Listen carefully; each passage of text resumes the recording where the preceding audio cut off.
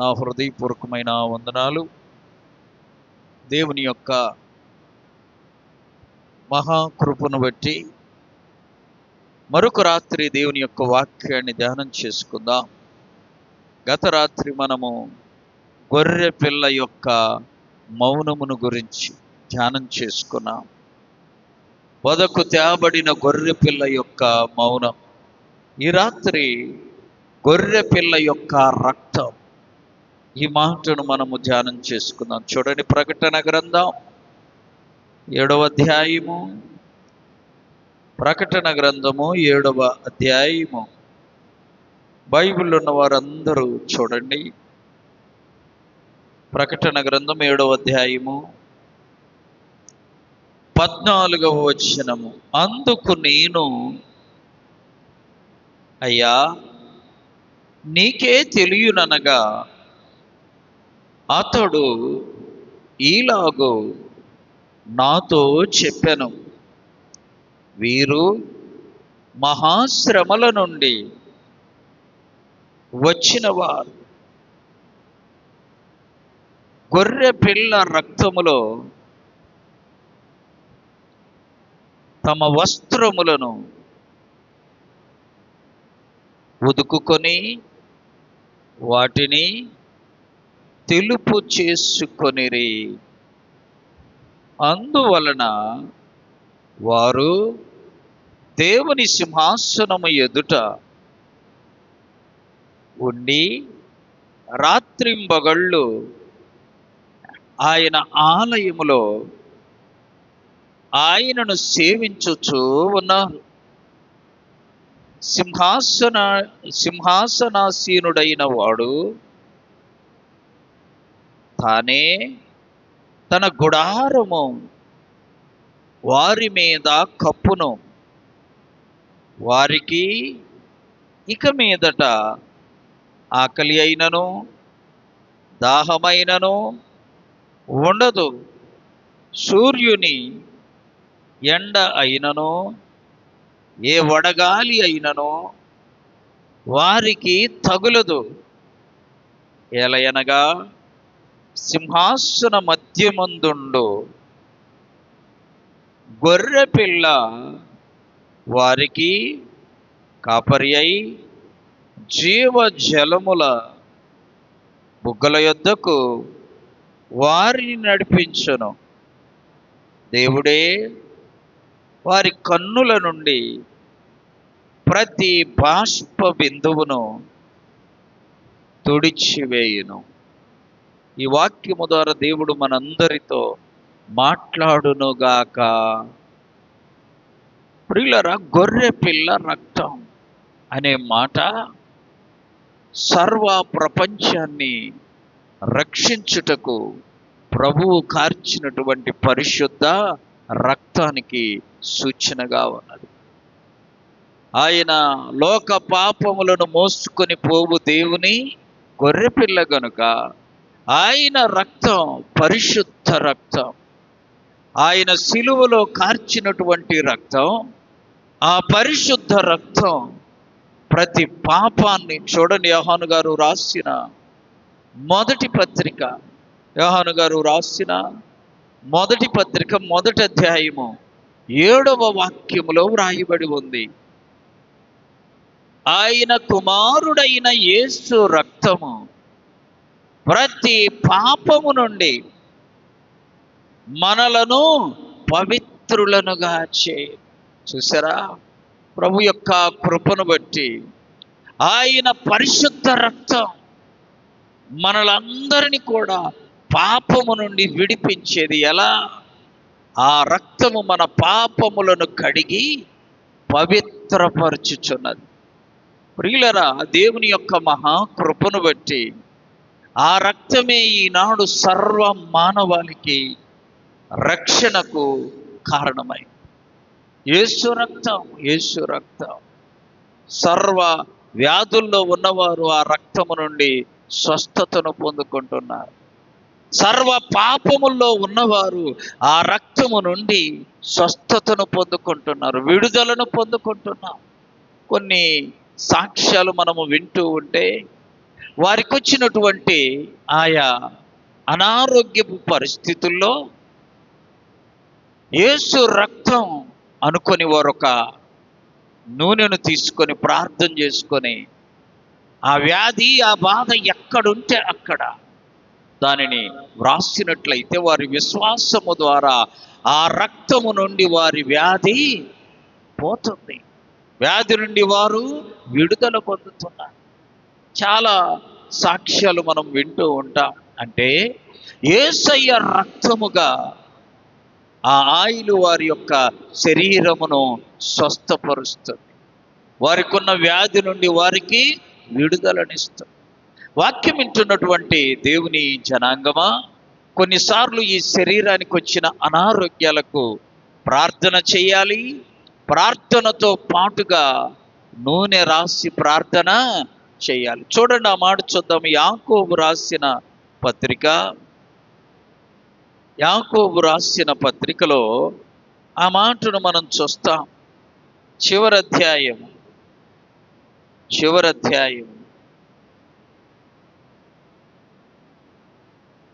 15వ వచనం. విశ్వాస సహితమైన 14 నుండి చూడండి. మీలో ఎవడైనను రోగి అయ్యున్నాడా, అతడు సంఘపు పెద్దలను పిలువనంపవలెను. వారు ప్రభువు నామమున అతనికి నూనె రాసి అతని కొరకు ప్రార్థన చేయవలెను. విశ్వాస సహితమైన ప్రార్థన ఆ రోగిని స్వస్థపరచును. ప్రభువు అతనిని లేపును. అతడు పాపములు చేసిన వాడైతే పాప క్షమాపణ కూడా కలుగుతుంది. నూనె ఎంత శక్తివంతమైనది అవుతుందంటే, యేసయ్య రక్తముగా నీవు ఆ నూనెను స్వస్థపరచగలిగితే ఆ నూనె ద్వారా నువ్వు ఎంత సంతోషిస్తావు, ఎంత ఆనందిస్తావు. యేసయ్య రక్తము ద్వారా నేను స్వస్థత పొందానని నూనెను గురించి నువ్వు సాక్ష్యం ఇస్తావు. కొంతమంది నూనె రాయకూడదు అంట. అమ్మ, వాక్యములో ఉంది, మీలో ఎవడైనను రోగి అయి ఉన్న ఎడల సంఘపు పెద్దలను పిలిపించుకుంటే వారు నూనె రాసి వారికి ఏం చేయాలి? ప్రార్థన చేయాలి. అప్పుడు విశ్వాస సహితమైన ప్రార్థన రోగిని స్వస్థపరుస్తుంది.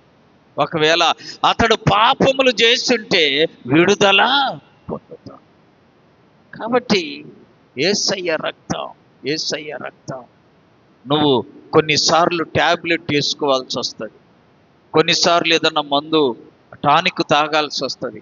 అప్పుడు ప్రార్థన చేసుకునేటప్పుడు మనం అడగాలి, ప్రభువా, ఈ నీ రక్తము ద్వారా నన్ను శుద్ధి చేయి, నన్ను స్వస్థపరచు, నా వ్యాధిని తీసేయి, నా బలహీనతను తీసేయి. ప్రభువును అడుగు. తప్పనిసరిగా ఆయన నీ వ్యాధి నుండి నీకు విడుదలను ఇస్తాడు. అక్కడే వ్రాయబడి చూడండి, ఒకవేళ అతడు పాపములు చేసిన వాడైతే పాప క్షమాపణ పొందుతాడు. పాప క్షమాపణ యేసయ్య రక్తములోనే. యేసు రక్తము ప్రతి పాపమును కడిగి మనలను పవిత్రపరుస్తుందనే మాటలు. కొన్నిసార్లు ప్రియులారా, నువ్వు లేవలేని స్థితిలో ఉన్నా, గుంటూరు జనరల్ హాస్పిటల్లో ఒక పేషెంట్ను చేరిస్తే ఎవ్వరు లేరు వారికి. ఆయన చాలా వయసు ఎక్కువైన వాడు, ఎవరు లేరు. ఆ బెడ్లో చేర్చారు, ఎవరో తీసుకొచ్చి వెళ్ళిపోయా. ఇక మందులు ఇచ్చినా, టానిక్ ఇచ్చినా, ట్యాబ్లెట్లు ఇచ్చినా, ఏమిచ్చినా సరే ఒక మాట ప్రార్థన, అయ్యా ఇది నీ రక్తం, ఇది నీ రక్తం అని చెప్పేది. ఆ ట్యాబ్లెట్ వేసుకొని ఆ టానిక్ తాగుతుంటే 10 రోజుల కల్లా ఆ వ్యాధి నుండి విడుదల పొంది ఆయన నేరుగా హాస్పిటల్ నుండి ఆ ప్రక్కన ఒక చర్చి ఉంటే చర్చిలోకి వెళ్ళి సాక్ష్యం చెప్పాడట. ప్రతి దినం యేసయ్య రక్తం నన్ను శుద్ధి చేసి, ప్రతి దినం యేసయ్య రక్తం నాలో ఉన్న వ్యాధిని స్వస్థపరిచి. మనుషులు ఎవరు? అమ్మాయి అమ్మాయి ఎవరు? సరి కూర్చోమన పొద్దాకటు ఇటు.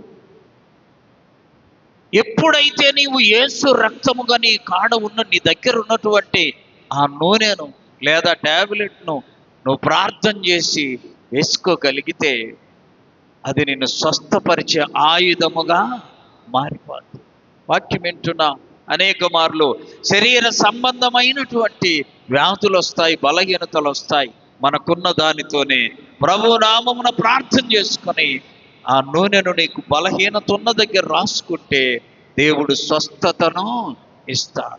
రెండవదిగా చూడండి, యేసయ్య రక్తం. పేతురు రాసిన మొదటి పత్రిక 1వ అధ్యాయము 18-19 వచ్చిన పేతురు రాసిన పితృపారంపర్యమైన మీ వ్యర్థ ప్రవర్తనను విడిచిపెట్టినప్పుడు వెండి బంగారముల వంటి క్షయ వస్తువుల చేత మీరు విమోచింపబడలేదు కానీ అమూల్యమైన రక్తము చేత. అమూల్యమైన రక్తము అనగా నిర్దోషమును నిష్కళంకమును గొర్రె పిల్ల వంటి క్రీస్తు రక్తము చేత మీరు విమోచింపబడ్డారు. ప్రియులారా, యేసయ్య రక్తం నిర్దోషమైనది. ఆమేన్. ఎలాంటిది? దోషము లేనిది. ఎందుకంటే రక్తము దోషము లేకపోతే శరీరం అంతా కూడా దోషము ఉండదు. రక్తములో దోషం ఉంటే నీ శరీరం అంతా దోషం. అందుకనే వ్యాధి వచ్చినప్పుడు మనం హాస్పిటల్కి వెళితే 1 రోజు 2 రోజులు డాక్టర్లు చూసి 3వ రోజు ఏం చేస్తారంటే బ్లడ్ టెస్ట్ చేయించమని. ఎందుకని? రక్తములో తేడా ఉందంటే, రక్తములో వ్యాధి ఉందంటే నీ శరీరం అంతా వ్యాధి. రక్తము శుద్ధిగా ఉంటే నీ శరీరములో వ్యాధి ఉండదు. అందుకని బ్లడ్ టెస్ట్ చేస్తాం. దేవుడు కూడా అందుకని చెప్పాడు. చూడండి, లేవియా కాండం 17వ అధ్యాయం 11, 12 వచ్చిన. లేవియా కాండం 17, 11, 12 వచ్చిన. రక్తము దేహమునకు ప్రాణం. చూసారా, ఈ దేహానికి ప్రాణం ఏందంట? రక్తం. రక్తం. అందుకనే దేవుడు అన్నాడు, ఆ రక్తాన్ని మీరు తినకూడదు. రక్తాన్ని మీరు ఎందుకంటే ఒకని ప్రాణం ఆ రక్తం. రక్తమే మనిషి యొక్క ప్రాణం. కనుక ఈ రక్తం శుద్ధి చేయబడాలి, శుద్ధి చేయబడాలి, పరిశుద్ధపరచబడాలి. లోకములున్న దేని ద్వారా అది సాధ్యమో కాల. యేసుక్రీస్తు ప్రభు యొక్క రక్తం పరిశుద్ధమైనది. ఇప్పుడు చదువుకున్నాము, నిర్దోషమైనది అంటే దోషము లేని, అమూల్యమైనటువంటి, ఇంకెక్కడ దొరకనటువంటిది. ఆయన పరిశుద్ధ రక్తము ద్వారా ప్రతి పాపిని విడిపించుటకు దేవుడు యేసయ్య పేరుతో ఈ లోకానికి వచ్చి ఆయన పరిశుద్ధ రక్తాన్ని సిలువలో కార్చాడు. ప్రియులారా, ఆ రక్తమే నీకు నాకు పాప క్షమాపణనిచ్చింది, పరిశుద్ధ లోకానికి మార్గాన్ని సిద్ధపరిచింది. యేసయ్య రక్తము ప్రతి పాపాన్ని కడుగుతుందంటే అర్థం ఏంటంటే ఆ రక్తము దోషము లేదు. అందుకని యేసయ్య సిలువలో ఆ మరణించుటకు ముందుగా వారిలో ఒక సైనికుడు వచ్చి బల్లెముతో పొడిస్తే రక్తమును కొంచెము నీళ్లు చివరగా అంటే ఒక్క రక్తపు బొట్టు కూడా ఆయన తన శరీరములో మిగిల్చుకోవాలి. రక్తమంతా. అందుకని యేసయ్య రక్తం ప్రతి పాపమును కడుగుద్దన్న ఆ మాటలో, ఆ రక్తములో ఉన్న శక్తి ఈనాడు ప్రపంచములో ప్రతి ప్రజలు రుచి చూస్తున్నారు. అనేక మంది ఆ రక్తం యొక్క శక్తి తెలుసుకొని ఆయన యొద్దకు వచ్చి యేసయ్య నామములో బాప్తిసం పొందుకొని ఆయన రక్తము ఆయన శరీరం అయి ఉన్నటువంటి బల్లాలో చెయ్యి వేస్తున్నారు. కనుక ఆయన రక్తము అమూల్యమైనది. ఆయన రక్తము ప్రతి పాపమును కడిగి పవిత్రపరుస్తుంది. మూడవది చూడండి, ఆయన రక్తము విమోచిస్తుంది. ఎఫెసీలకు రాసిన పత్రిక 1వ అధ్యాయము 7వ వచనం. ఎఫెసీ 1:7. దేవుని యొక్క కృప మహదైశ్వర్యమును బట్టి ఆ ప్రియుని యందు ఆయన యొక్క రక్తము వలన మనమేమయ్యాము? విమోచింపబడ్డాం. అంటే పాపముల నుండి, శాపముల నుండి విమోచింపబడ్డాం. విమోచించినటువంటిది యేసయ్య రక్తం. యేసు రక్తము, రక్తము, రక్తము. యేసు రక్తము, రక్తము, రక్తము. అమూల్యమైన రక్తము, నిష్కళంకమైన రక్తము. యేసు రక్తము, రక్తము, రక్తము.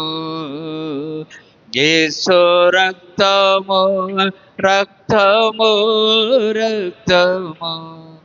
ప్రతి ఘోర పాపమును కడుగును మన యేసయ్య రక్తము. ప్రతి ఘోర పాపిని, ప్రతి ఘోర పాపమును కడిగి పవిత్రపరిచి. కాబట్టి ఈ రక్తం అమూల్యమైనది, నిర్దోషమైనది, విమోచించినది, పరిశుద్ధ పరిచి. కాబట్టి ఆ రక్తంలో నీవు నేను కడగబడాలి. చూడండి, ప్రకటన గ్రంథం చివరి అధ్యాయం 14వ వచనం. ప్రకటన గ్రంథం చివరి అధ్యాయం 14వ వచనం. జీవ వృక్షమునకు హక్కు గలవారై గుమ్మముల గుండా పట్టణములోనికి ప్రవేశించినట్లు తమ వస్త్రములను ఉదుకుకొను వారు ధన్యులు. ప్రభు యొక్క రక్తములో కడగబడాలి, శుద్ధి చేయబడాలి. అప్పుడు మనం పరలోకపు పట్టణములో ప్రవేశించే అర్హతను పొందుకుంటాం. అద్భుతమండి. ఇదే రక్షణ ప్రణాళిక. చూడండి, ఇక మూడవదిగా మనం చూస్తే గొర్రెపిల్ల జీవ గ్రంథం. గొర్రెపిల్ల జీవ గ్రంథం చదవండి. దేవుని యొక్క పరిశుద్ధ గ్రంథంలో ప్రకటన గ్రంథం 13వ అధ్యాయం 8వ వచనం. ప్రకటన గ్రంథం 13:8. భూనివాసులందరూ అనగా జగత్పునాది మొదలుకొని వధింపబడి ఉన్న గొర్రెపిల్ల యొక్క జీవ గ్రంథమందు ఎవరి పేరు రాయబడలేదో వారు ఆ ప్రతిమనకు నమస్కారం. జీవగ్రంథం, గొర్రెపిల్ల జీవగ్రంథం. జీవగ్రంథం అంటే ప్రియులరా, దేవుని సముఖమందు ఒక గ్రంథం ఉంది. ఆ గ్రంథం పేరే జీవ. ఆ గ్రంథములో నీ పేరుందంటే నువ్వు పరలోక రాజ్యములోనికి హ్యాపీగా వెళ్ళగలవు. పరలోక రాజ్యములో ప్రవేశించే అర్హత ఉన్న వారి పేర్లే ఆ జీవ గ్రంథములో వ్రాయబడతాయి. ఎవని పేరైనను జీవ గ్రంథములో లేకపోతే వాడు దేవుని రాజ్యములో చేరలేడు. జీవగ్రంథం, జీవగ్రంథం. చూడండి, 56వ కీర్తన 8వ చరణంలో భక్తుడైన దావీదు గారు ఒక మాట అంటున్నాడు. 56వ కీర్తన 8వ చరణం. నా సంచారములను నీవు లెక్కించి ఉన్నావు, నా కన్నీలు నీ పుట్టిలో ఉంచబడి ఉన్నావు. ఆ కవిలలో అన్న దగ్గర 1 అని సంఖ్య వేసి క్రింద రాయబడింది పుస్తకం అంటే గ్రంథం. ఎవరైనా ప్రతి దినం కన్నీటి ప్రార్థన చేస్తుంటే మనుషులు ఎవరు గుర్తించకపోవచ్చు, కానీ దేవుని జీవ గ్రంథములో ఆ వివరాలన్నీ వ్రాయబడతాయి. చూడండి, ఇప్పుడు చదువుకున్న ప్రకటన గ్రంథం 7వ అధ్యాయము 15, 16 వచనాల్లో చివరి వచనములో ఉంది. ప్రభు అయిన దేవుడే వారి కన్నీళ్లను ఉండి వచ్చే ప్రతి బాష్ప బిందువును తుడిచివేస్తాడు. ప్రభు నీ కన్నీళ్లు తుడిచే రోజు ఒకరోజు. దేవుడు నీ కన్నీళ్లు చూసి ఆ కన్నీళ్లను తుడిచే ఒక దినం ఉంది. దాని కొరకు నీవు నేను ఎదురు చూస్తూ ఉన్నా. అందుకనే సంపూర్ణమైన విశ్వాసికి భూమి మీద విశ్రాంతి ఉండదు. ఆమె సంపూర్ణమైన విశ్వాసికి భూమి మీద నువ్వు ఊహించినంతగా సుఖ సంతోషాలు ఉండవు. యోబు గ్రంథం 7వ అధ్యాయము మొదటి వచనం చూడండి. యోబు గ్రంథం 7వ అధ్యాయము మొదటి వచనము, భూమి మీద మనుషుల యొక్క కాలం యుద్ధ కాలము. ప్రియులరా, ఈ యుద్ధ కాలం విడుదల ఉండదు. ఈ యుద్ధ కాలములో ఇంతటితో అయిపోయిందిలే, సైతానుకు నాకు పోరాటం జరిగింది, గెలిచాను, ఇంకా నా జోలి రాదు అని నువ్వు అనుకోవడానికి వీలు. యేసు ప్రభు వారు 33.5 సంవత్సరం ఈ లోకంలో జీవిస్తే ఆయన ప్రతి దినం పగలంతా బోధ చేసేవాడంట. రాత్రంతా కొండలకెళ్ళి అడవికెళ్ళి ప్రార్థన చేసి హాయిగా నిద్రపోయిన సందర్భము, హాయిగా సుఖ సంతోషాలతో ఉన్న సందర్భం బైబిల్ ఎక్కడ నిద్రపోయాడు ప్రభువు చెప్పండి? వాడలో పోతూ ఉంటే, ఆ వాడలో చిన్న వాడలో ప్రయాణం చేస్తుంటే ఆయన అక్కడ నిద్ర పోయాడు. అసలు సముద్రములో మనం ప్రయాణం చేసేటప్పుడు నిద్ర రాదు. ఎందుకంటే పెద్ద పెద్ద శబ్దాలు, ఆ సముద్రం పెద్ద పెద్ద గాలులు, పెద్ద పెద్ద అలలు, పెద్ద పెద్ద సౌండ్స్ వస్తూ ఉంటాయి. మనకు అసలు నిద్ర పట్టదు. నిద్ర పట్టిందంటే ప్రభు అలసిపోయి నిద్రపోతున్నారు. కాబట్టి ఈ లోకంలో దేవుని బిడ్డలకి సుఖ సంతోషాలు ఎల్లప్పుడూ ఉంటాయని అనుకోవడం చాలా తప్పండి. ఉండవు. ఎవరన్నా ప్రార్థనకు రా నువ్వు హాయిగా ఉంటావని చెప్పాడంటే అది అబద్ధమని గుర్తుపెట్టుకో. శ్రమలు వస్తాయి, శోధనలు వస్తాయి. మొన్న మనం ధ్యానం చేసుకున్నాం. ఇదిగో మనము దేవాలయం యెరూషలేముకి వెళ్ళుచున్నాం. అక్కడ ఏమున్నాయి? మనుష్య కుమారుని పట్టుకొని హింసించి నిందించి అపహాస్యము చేస్తారు, సిలువ వేస్తారు. చూసారా? ఇవన్నీ దేవాలయానికి వచ్చే ప్రతి వ్యక్తి జీవితంలో వస్తాయి. అయితే ఈ శ్రమల్లోనే ఆనందం, ఈ శ్రమల్లోనే సంతోషం, ఈ శ్రమల్లోనే అద్భుతాలను దేవుడు చూపిస్తాడు. చూడండి, బేతనీయలో మరియా, మార్తా, లాజరు ఉంటే వాళ్ళ ఇంటికి వెళ్ళేవాడు ప్రభు. ఎప్పుడు వెళ్ళి వాళ్ళ ఇంట్లోనే విశ్రాంతి తీసుకునేవాడు. ఆ గృహములోనే ఉండేవా. ఒక దినాన లాజరుకు జబ్బు చేసి ఏమయ్యాడు? చనిపోయాడు. మరి ప్రభు వచ్చి నిత్యం ఉంటున్న ఇంట్లో మరణమేంటి? వచ్చింది. కానీ ఆ మరణం లోకములకు పెద్ద ఆశ్చర్య కార్యాన్ని చూపించి, నీకు నాకు శ్రమలు వస్తాయి. లోకస్తులకు శ్రమలు వస్తే కృంగిపోతారు, నశించిపోతారు, నాశనమైపోతారు. దేవుని బిడ్డలకు శ్రమలు వస్తే అలా కాదు. ఆ శ్రమల్లోని దేవుని మహిమపరిచి, దేవుని కనపరిచి శ్రమను జయిస్తారు. చప్పట్లు కొట్టి ప్రభును మహిమపరచాలి. లోకస్తులకు శ్రమలు వస్తాయి, మనకు శ్రమలు వస్తాయి. మనమేమో ఈ శ్రమను జయించి దేవుణ్ణి మహిమపరుస్తాం. లోకస్తుల శ్రమల వలన నశించి పోతారు. ఇది దేవుని బిడ్డల యొక్క గొప్ప నిరీక్షణ. కాబట్టి ప్రియులరా, ఈ జీవ గ్రంథములో మన పేర్లు ఉండాలి. జీవ గ్రంథంలో పేరుండాలంటే కన్నీటి ప్రార్థన ఉండాలి, వాక్య ధ్యానం ఉండాలి, పరిశుద్ధత కలిగి బ్రతకాలి, పరిశుద్ధుడైన ప్రభువును వెంబడించాలి. ఆమేన్. ఇంకా చూడండి, వాక్యంలో మనం గమనిస్తే ప్రకటన గ్రంథం 20వ అధ్యాయము 15వ వచనం, ఎవని పేరైనను జీవ గ్రంథమందు వ్రాయబడకపోతే కనబడని ఎడల ఎక్కడికి ఉంది ప్రమాదం? చూసారా? అగ్ని గుండములో పడవేయబడుతుంది. అంటే దేవుని బిడ్డల యొక్క పేర్లు మాత్రమే పేర్లు మాత్రమే జీవ గ్రంథములో వ్రాయబడతాయి. ఒకవేళ పేరు లేదనుకో, నువ్వెక్కడ పడతావంట? అగ్ని గుండం. జీవ గ్రంథములో పేరు లేకపోతే ప్రమాదం అండి. ఇప్పుడు ఒక మాట చెప్తాను వినండి.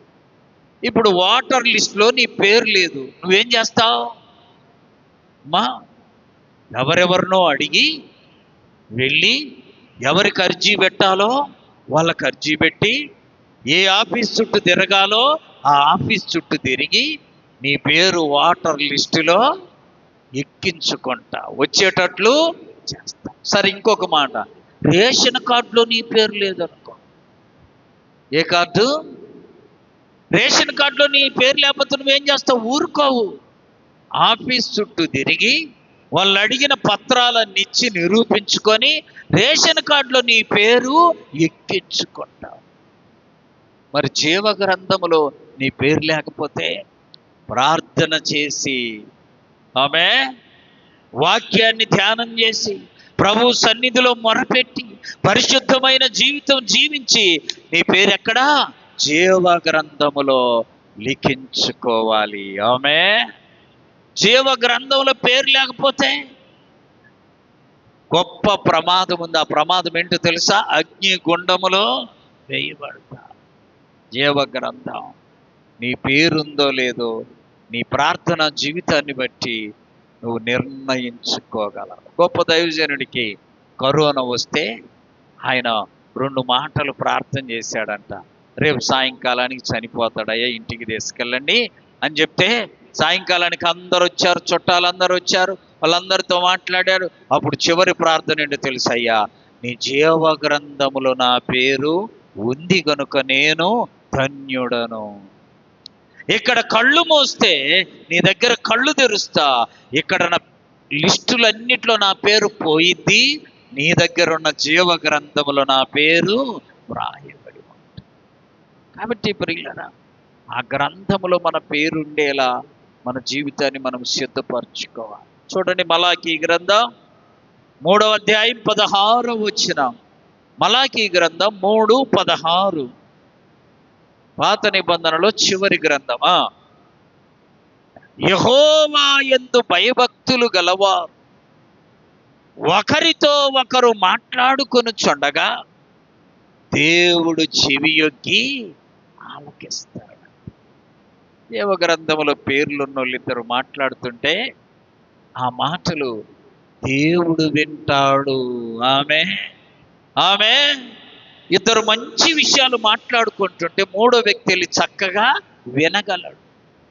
ఇద్దరు కలిసి చెడు విషయాలు చర్చిస్తున్నారనుకో, నువ్వు మంచోడు అయితే ఆ మాటలు నీ చెబుతూ నువ్వు వినవు. ఒకవేళ నువ్వు కూడా అదే బ్యాచ్ అనుకో, ఇంకా బాగుందని హాయిగా కూర్చొని మాట్లాడతావు. అలా కాదు, ఇక్కడ రాయబడింది, జీవ గ్రంథములో పేర్లు ఉన్న వాళ్ళిద్దరు మాట్లాడుతుంటేనంట దేవుడు చెవియొగ్గి ఆలకిస్తాడు. ఫిలిప్పీలకు రాసిన పత్రిక చూడండి, 4వ అధ్యాయము 3వ వచనం. ఫిలిప్పి 4:3. నిజమైన సహకారి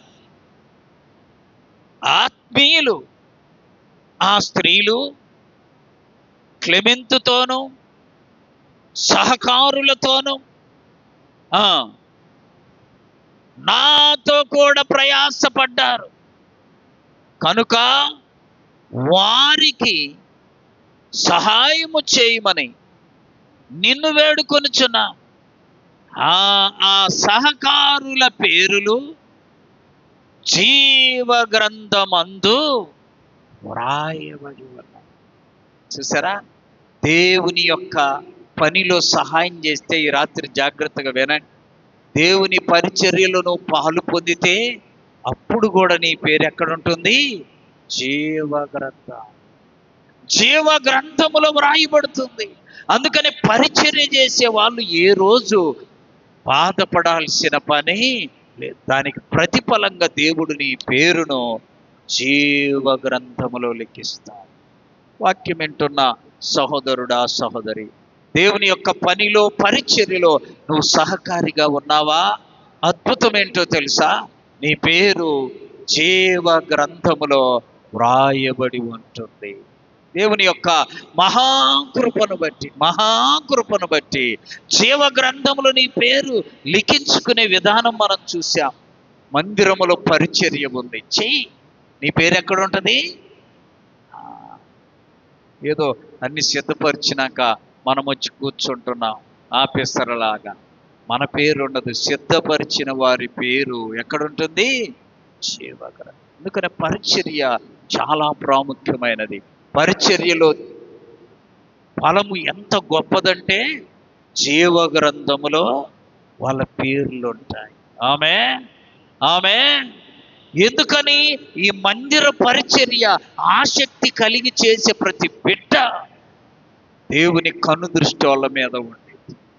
మనము చక్కగా కూడికంతా ముగించుకుంటాం, తినడానికి అక్కడికి వెళ్ళేసరికి అవన్నీ సిద్ధపరచబడకపోతే అప్పుడు సిద్ధపరచుకొని తినాలి అని అంటే చాలా ప్రయాస అవుతుంది.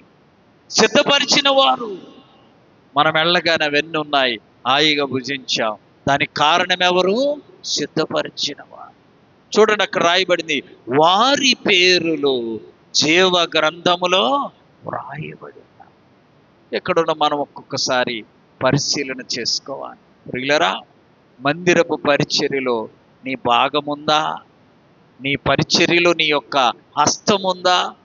ఈ మందిరపు పనిలో నీకంటూ ఒక భాగాన్ని నువ్వు సంపాదించుకున్నావా? గమనించు. ఒక ఆయన యేసుదాస్ గారు అని ఉన్నాడు.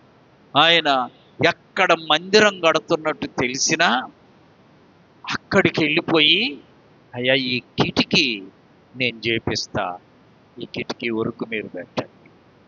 అయ్యా ఈ తలుపు నేను చేపిస్తా, ఈ తలుపు ఉండాలి. అయ్యా ఈ గోడలు కడుతున్నారు, 1000 లేదా 2000 ఇటుకలు నేను తీసిస్తా, మీరు దాన్ని సిద్ధపరచండి. ఏదో ఒకటి చేసేవాడంట. ఒకసారి ఒకళ్ళు అడిగారండి, ఎందుకయ్యా నువ్వు ఆ పని? ఆ మందిరము నిలిచున్నంత కాలం నా కిటికీ ఉంటుంది. చప్పట్లు కొట్టి ప్రభువును మహిమపరచండి. బైబిల్లో ఒక చోట రాయబడింది, దూలాలు మొరపెడతాయి. ఏంటి? మందిరానికున్న దూల. ఇంకొక చోట రాయబడింది, ఆ మందిరములో ఉన్న రాళ్ళు మొరపెడతాయి. నువ్వు రాళ్ళు ఇప్పించావనుకో, అయ్యా నన్ను ఇక్కడ ఉంచటానికి కారణమైన ఆ కుటుంబాన్ని నీవు క్షేమంగా చూడమని రాళ్ళు ఏం చేస్తాయి? మొరపెడతాయి. చూసారా? అందుకని ఒక కిటికీ తెచ్చిస్తాడంట ఒక మందిరాన్ని, కొన్ని ఇటుకలు ఇస్తాడంట, కొంత సిమెంట్ ఇస్తాడు. ఎవరు చూసినా చూడకపోయినా దేవుని దగ్గర ఆయన లెక్క ఉంటుంది. దేవుడు ఆయనకు ప్రతిఫలము దయచేస్తాడు. కాబట్టి గొర్రెపిల్ల జీవ గ్రంథములో మనందరి పేర్లుండులాగున సిద్ధపడుదుముగాక. మోకరించండి, ప్రార్థన చేసుకుందాం.